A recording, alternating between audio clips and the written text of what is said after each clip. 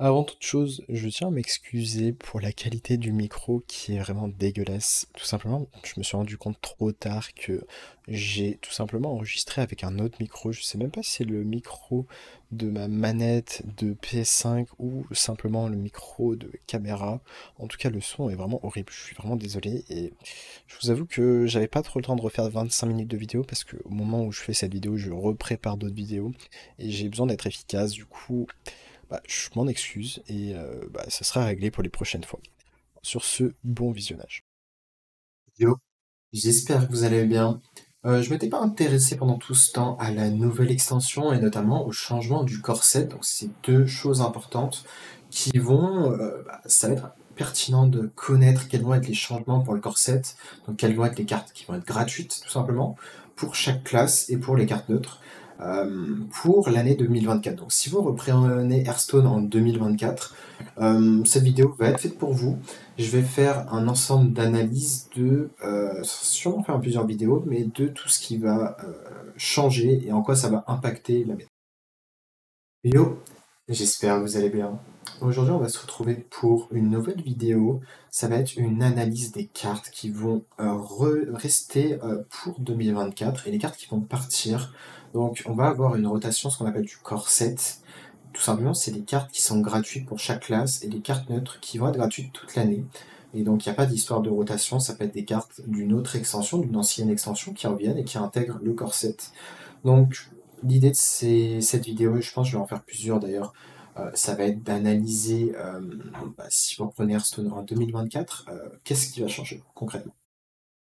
Avant de vous détailler concrètement quelles sont les cartes, les cartes de classe qui vont partir à la rotation, parce que oui, il va y avoir une rotation à la prochaine extension, ça voudra dire que déjà vous allez pouvoir avoir plus de poussière si vous décraftez et vous en fichez du wild, un peu comme moi. Donc vous aurez plus de poussière, ce qui peut être vraiment un bon point. Et l'idée, ça va être d'essayer d'identifier quels vont être les decks prédominants de la prochaine extension. Souvent, il peut y avoir des decks qui vont garder juste beaucoup de cartes, qui vont s'améliorer avec la nouvelle extension et qui perdent pas trop de cartes. Ça va être en général les decks qui vont persister. Et du coup, on va faire un peu cette analyse des cartes clés de corset qui vont soit détruire des decks, soit au final pas trop les impacter. Et on va commencer avec la classe Death Knight. Donc toutes les cartes de gauche sont tout simplement des cartes qui étaient gratuites. Et dans les cartes qui étaient très jouées, la légendaire à 8 était jouée à une période pour un peu faire office de finisher. Je peux pas vraiment zoom comme je voulais, mais c'est pas grave. Mais en tout cas, la carte à gauche Lord Marogar qui faisait office de finisher, maintenant c'est plus trop le cas. Bon, elle a pu être jouée pendant un moment. Le patchwork était vraiment très joué pendant, le Decablood. Il y a vraiment une longue méta Decablood et du coup, il était pas mal joué. Mais il va partir à la rotation. Pour les autres cartes, on voit qu'elle ne s'est pas vraiment trop jouée, à part Obliterate. C'est toujours bien de connaître les cartes qui partent, ça veut dire que c'est des cartes qu'on ne pourra plus découvrir sur des découvertes aléatoires. On va voir la 3-6 qui était autrefois une 5-6 qui pioche deux sorts de Frost et qui infligeait 2 à tous les ennemis si ce sont des sorts de Frost. On se rappelle à un moment, des cas Frost étaient vraiment très forts. Et le Defrost qui est une carte de pioche qui va partir, et pour les autres cartes, c'était globalement des cartes pas jouées.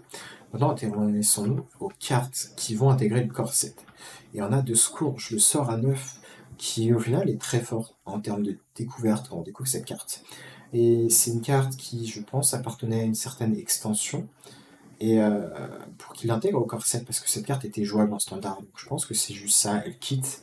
Il y aura pas mal de cartes au final qu'on va voir qui sont actuellement en standard et qui disent qu'ils viennent intégrer le corset. C'est des cartes qui étaient censées rotate, mais qui ne vont pas rotate. Du coup. Et donc de Scourge, le Soul Stealer qui rejoint le deck Deca Blood, Vampiric Blood. On peut s'attendre à un Deca Blood bien amélioré parce qu'il y a quand même pas mal de cartes qui restent. Le Patchwork qui part, c'était quand même une carte très forte. Maintenant, on a quand même pas mal de cartes qui restent, notamment la Corpse Explosion, l'Hermaturge, Sort à 7 de Frost. Si, on sait jamais, hein. On fera une analyse dans les prochaines vidéos de la nouvelle extension pour savoir si des cas Frost pourraient être jouables. J'essaierai de faire des petits pronostics de deck pour la future méta avec la nouvelle extension. L'arme à 4 qui était également forte, ainsi que le T6 5-5 qui dépensait 2 corps, jusqu'à 5 corps, pour infliger 2 dégâts à un adversaire random pour chaque corps. Et le Corpse Brick 4-4 pour 5 était très joué en DK Plague. Euh, L'acolyte of Death qui était aussi très fort. Donc tout ça, ce sont des cartes qui restent en standard. On a analysé la classe des cas. Maintenant, on va tout de suite passer à la classe suivante. Pour ce qui est de la classe des cas, c'était vraiment la classe où il y a le plus de cartes qui vont rotate et qui vont rester dans le corset parce que c'est la classe la plus récente du jeu. C'est le héros le plus récent du jeu, donc c'est normal, en plus de ça, vu qu'il y a trois familles, c'est normal que y ait plus de cartes de DK qui restent, tout simplement. Pour ce qui est du Demon Hunter, trois cartes qui partent, trois cartes qui étaient au final absolument pas jouées. Le Fist of Soul qui piochait une carte pour chaque serviteur allié qui était mort pendant ce tour. Le White Scale Naga, au final, même si elle a été buff à 3-3 au lieu de 3-1, bah, la carte était trop lente. Et l'arme à 7 qui juste n'était jamais jouée. Et au final, on a des cartes très intéressantes qui rejoignent le standard. Donc le Wayward Sage qui au final était une carte qui était en standard cette année, mais qui devait rotate. Donc elle va rester en standard en tant que carte intégrée au corps. Et la carte qui me plaît beaucoup, qui revient, c'est le sort à 7. Et on va avoir beaucoup de synergie avec ce sort à 7. Donc je pense que ce sort à 7 être très fort avec les DH. Invoque 7-1-1 Illidari avec Rush. Si ils meurent tous ce tour, on invoque 7 de plus. En termes de clear de board, ça fait vraiment beaucoup. En plus de ça, ça va vous permettre d'infuse. Si jamais vous avez des synergies avec Infuse, si jamais vous avez plein de synergies à base de après que tant de serviteurs meurent, bah voilà, vous avez quelque chose qui se passe. Et je pense notamment au légendaire à 4 de mana qui, une fois qu'un serviteur avec Rush attaque, donne puissant d'attaque à tous vos serviteurs alliés. Si vous arrivez à garder ce serviteur en vie, bah, vous pouvez presque faire un OTK au final, parce que vous allez avoir tellement de serviteurs qui vont attaquer que ça peut vite dégénérer. Et l'Arma 2, qui était vraiment cool à l'époque, au tout début de DH, qui invoque 2-1-1 Fellwing, donc une arme 1-2 pour 2, qui invoque l'équivalent de 2 de stat, et qui met une arme au-dessus de ça. Donc plutôt content pour les cartes qui sont ajoutées pour les cartes de druide. Pour les cartes de druide, on va avoir le départ de Nourish, Wellgrowth, beaucoup de cartes de mana qui s'en vont, Solar Eclipse qui permettait de faire des bêtises, Chosen of Elu qui permettait de récupérer un Solar Eclipse, Soul of the Forest qui était emblématique dans les decks token. Et donc tout ça, ce sont des cartes qui partent. Et par contre, il y a des cartes qui arrivent à nouveau. Et une carte que j'aimais vraiment beaucoup en Druid Adronox, c'était Loagan Summons. Gagne 6 d'armure, invoque un serviteur de votre deck qui coûte 4 ou moins. Donc dans l'idée, ça va être très fort avec le Kodo. Vous allez gagner 6 d'armure. Le Kodo lui-même, 3-5 pour 4 taunt, va vous donner 5 d'armure. Donc la Panthère aussi, c'est une carte très forte à invoquer. Vous voyez vraiment euh, un archétype un peu plus armure commence à se dessiner. Le retour de Greybow, qui était très fort. Il y avait des archétypes avec Greybow qui étaient assez sympas pour le coup. Vraiment dans des decks tokens tout simplement. C'était vraiment une carte très cool. Donc je pense à de quoi booster l'archétype un peu token. Le Raven Idol, choix des armes, découvre un serviteur ou un spell, carte assez flexible, pourquoi pas. Le sort à 1 qui permet d'avoir un remote pour un de mana qui n'était pas forcément présent chez Druid. Et donc on va être content d'avoir un archétype un peu plus lent chez Druid qui va devenir potentiellement très fort. Et on va avoir Swipe, qui est non plus à 4 de mana, mais 3 de mana, qui risque d'être joué à nouveau dans les druides. Donc, druide va moins s'orienter vers du cheating mana, mais un peu plus vers un archétype. Il faudrait faire une analyse complète de la nouvelle extension pour essayer de voir vers quoi elle s'oriente. Mais en tout cas, je suis aussi content des cartes de druide. Et restons-nous maintenant à Chasseur. Chasseur, c'est le départ du terrible King Crush qui quitte le standard, même si on n'a pas eu trop de méta avec King Crush. Je pense notamment à la méta avec Hunter Death Rattle où King Crush était bien joué. Mais on voit que maintenant il s'en va. On va avoir le départ du Doggy Biscuit qui était très fort aussi dans des decks aggro. L'arme à 1 qui a été forte un moment. Market Shot à 4 qui était fort un peu à l'époque de Chasseur Quest. Et on va avoir le retour de cartes très très intéressantes, notamment le Master Skull, c'était vraiment une carte très cool. S'il découvre un serviteur dans votre deck, si les 3 sont des bêtes, les pioche toutes. Là, vraiment, on peut avoir le retour d'un chasseur aggro qui est très fort grâce à Master Skull. C'est vraiment une carte qui était vraiment emblématique de chasseur un peu aggro, et j'aime beaucoup le retour de Master Call. Le Kodo qui revient, qui était une carte très flexible, enfin très forte pour les decks aggro où vous manquez un peu de ressources. Derrière, quand vous avez le Kodo, bah, c'était l'enfer pour l'adversaire parce que chasseur se refaisait des ressources. Donc vraiment, j'aime beaucoup ces retours de ces deux cartes. Le Rat Trap qui peut être assez cool aussi. Après que votre adversaire joue 3 cartes dans le tour, invoque un rat 6-6. L'ice Trap qui était très cool également, un secret très cool. Et on voit qu'on risque d'avoir le retour d'un chasseur secret avec l'ajout de ce sort à 5 qui invoque 2-3-3 Wolf, jouer en secret pour améliorer. Donc vous pouvez en invoquer jusqu'à 4. Et le retour du célèbre kill command pour faire du burst, tout simplement pour finir l'adversaire. Et franchement, je suis très content des retours. Je pense que Chasseur va vraiment revenir en force pour la rotation. Intéressons-nous maintenant à Mage. On va avoir une rotation de cartes qui n'était finalement pas très jouée. Snap-Freeze à 1 mana, à part sur les découvertes qui pouvaient être ok. Sinon, ouais, Fire Sale, ça a été joué à un moment, mais vraiment plus beaucoup, hein. C'était surtout à l'époque de Mage. Je peux même pas vous dire à quelle époque de Mage, mais c'était joué à un moment, mais il y a longtemps. Pyroblast, un peu trop lent, donc c'était plus joué du tout. Et Egwin, qui a été joué à un moment donné, mais pareil, ça fait un moment que c'est plus joué. C'était joué dans le Mage Frost. Maintenant, au final, les cartes qui partent sont cool parce qu'elles étaient juste pas jouées. Et on va avoir le retour de Primordial Cliff, qui est une carte très très forte de Mage. Découvre un spell réduit son coût de 2. Donc ça vous permet de faire du cheating mana, préparer des OTK peut-être. Du Frostbolt à 2 de mana, inflige 3 points de dégâts à un caractère, et le freeze. C'est du burst pour pas cher, c'est une bonne découverte globalement. Donc cool, on la retrouve. Flame Strike inflige 5 points de dégâts à tous les serviteurs adverses. Pourquoi pas de là le jouer dans le deck, je ne sais pas. En tout cas, ce sera une bonne découverte. Ça peut être cool sur Calegos si l'adversaire a le board. Calegos, du coup, qui revient et qui était vraiment très cool. Il coûtait 10 de mana dans les coups de queue. Donc, très content de revoir le retour, notamment de Glyph. C'est ma carte préférée de match. Mais maintenant, sur Paladin, quelle carte partent?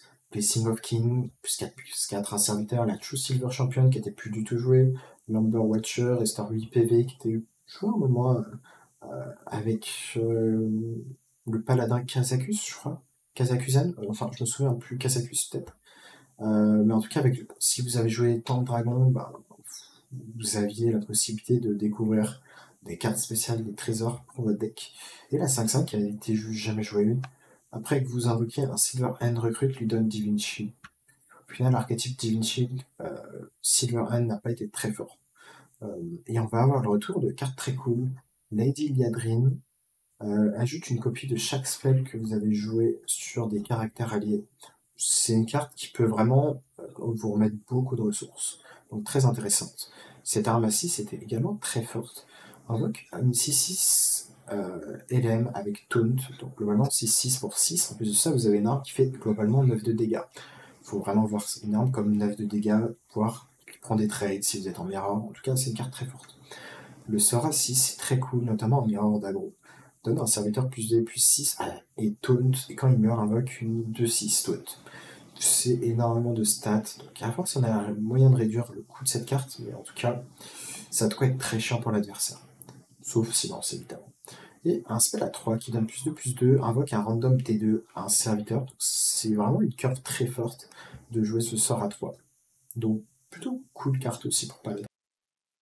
Intéressons-nous maintenant à Prêtre, et ça a été longtemps la fureur du Wild. D'ailleurs, ça l'est peut-être encore le Prêtre Big Creature, tout simplement, avec notamment l'amulette diamant à 7 de mana, réinvoque 2 serviteurs, lance 4 spells pour améliorer, donc vous allez pouvoir en invoquer jusqu'à 4, et on a aussi le retour de Obsidian Statue. Mais ce qui va être intéressant, c'est surtout qu'on a le T8 du prêtre qui nous permet d'invoquer 4 serviteurs du deck si vous n'avez pas de duplicate dans le deck. Et on peut avoir vraiment le retour d'un archétype big prêtre. Et ça peut faire plaisir à certains. En tout cas, voilà, c'est le retour. Pour ce qui sont des cartes qui partent, le Dragonite Opérative, au final, l'archétype dragon qui n'était pas très fort au vol de cartes, même s'il y a pas mal de vols de cartes qui vont rester, je pense. La 5-6 ici, les spells de votre deck sont des spells de Shadow, modifie votre Hero Power pour un fiche de points de dégâts, ça part, je sais plus trop jouer récemment. La 4-3 Shadow Spirit, pareil, c'était fort en deck Undead aggro, mais au final, c'était plus très fort récemment. Holy Champion qui part, qui n'a jamais été joué. Le Silence Mana, qui est une grosse carte qui part. Et Shadow of Death, qui était un removal sympathique. Et Void Shard, c'est une carte de burst pour 4 de mana qui revient. Et du coup, c'est une carte assez cool à voir, peut-être dans des archétypes aggro si on a vraiment envie de jouer ça. En tout cas, c'est une bonne carte à découvrir, ça c'est sûr.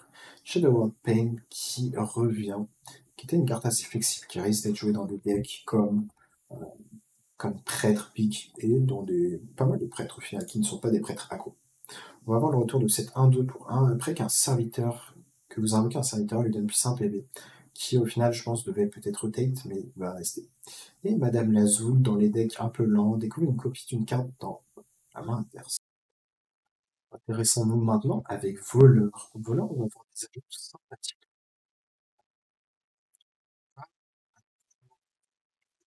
Partent pas mal de packages secrets au final. Embauche, Sheet Death, Polterize et Anar qui s'en va. Un 4 qui était plus vraiment joué, pour être honnête. La 2, un pirate pour un qui était également pas joué. On va avoir le retour de Sap, Sap qui était une carte très forte, emblématique de voleur. Et également de Flick. Flick, c'est une carte que j'aimais beaucoup.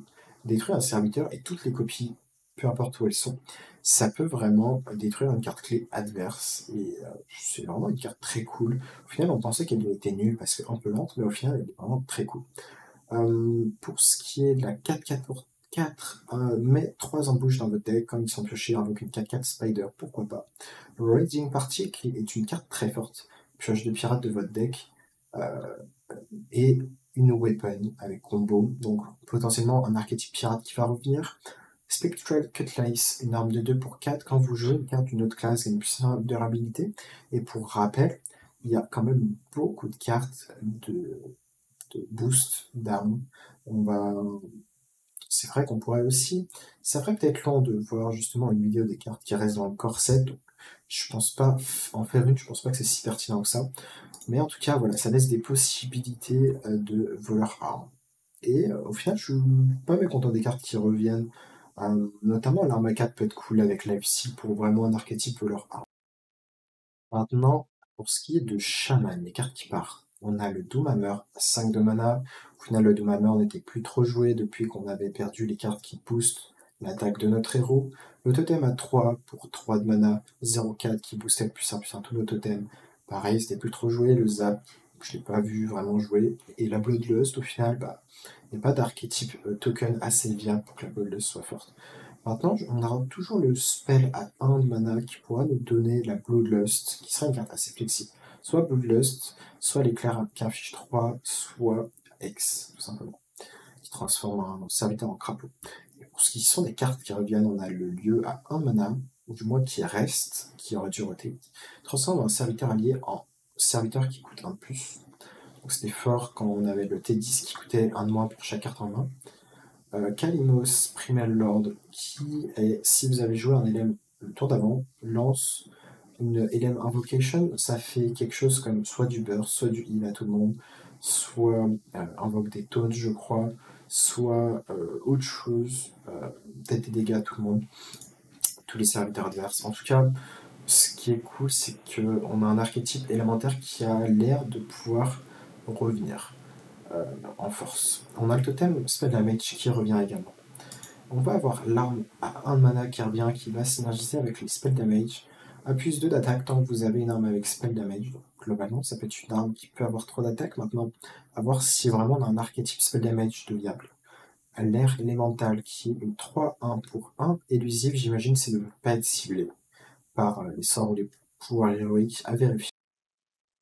Intéressant. Maintenant, un démoniste. On va avoir des cartes au final qui n'ont pas été jouées, comme Mal'Ganis qui partent, l'Abyssal Enforcer 6-6 pour 7 qui s'en va, Void Color, 3-8 qui discard 2 cartes, qui n'était pas forte au final, le Invoke 4-1-1 et la 2-4 pour 3. Au final, ce qui est cool en vrai avec Blizzard, c'est que pour le coup, ils enlèvent vraiment des cartes qui ne sont juste pas jouées. Donc, c'est vraiment le point positif. Euh, qui ne nous enlève pas des cartes qui étaient fortes. Là, c'est vraiment les cartes limite les moins jouées. Et le retour de Doomguard qui défausse 2 cartes de votre main et qui a charge 5-7 pour 5. Et c'est cool, hein, parce que là, on n'avait pas vraiment d'archétype défausse de vraiment fort. Avec cette carte, on va avoir un archétype potentiel. On va avoir un spell à un découvre, un démon. Votre prochain démon coûte un de moins. Ça peut être intéressant avec Doomguard notamment, pour jouer le Doomguard le plus tôt possible. Vraiment intéressant. On va avoir le retour de Rafale. En place votre main et le deck avec des serviteurs légendaires. Pourquoi pas? Ça a du potentiel. 2-5 pour 2. Quand votre héros attaque, inflige 2 points de dégâts à votre héros. C'était pas une stat. C'était joué dans les decks un peu zo. Ça va synergiser en plus de ça avec la Mélette. Qui a vol de vie, inflige 3 points de dégâts à un serviteur. Prenez des dégâts pendant de vos cartes, pardon. Hero ça ne marche pas du coup. Pour améliorer, donc ça peut monter jusqu'à inflige 7 de mémoire, ça va monter à inflige 5 puis inflige 7. Si c'est pas ça, c'est inflige 4, inflige 5. Et on va avoir le spell à 4. Invoque un taunt avec des stats équivalents à votre taille de main. C'était pas trop joué, mais ça reste en standard, donc à voir avec les nouvelles.